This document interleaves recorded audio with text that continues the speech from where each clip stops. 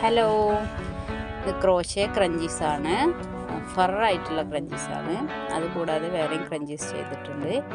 പിന്നെ ഇത് ക്രോഷേ കൊണ്ട് നൈലോണിയാണ് വെച്ചിട്ട് ചെയ്തെടുത്തിട്ടുള്ള ബാസ്ക്കറ്റാണ്.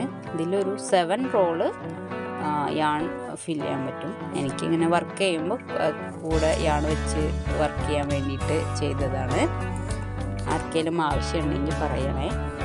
ഇഷ്ടമായാൽ ലൈക്ക് ചെയ്യുക, അതുപോലെ കമൻറ്റ് ചെയ്തിട്ട് പറയണേ.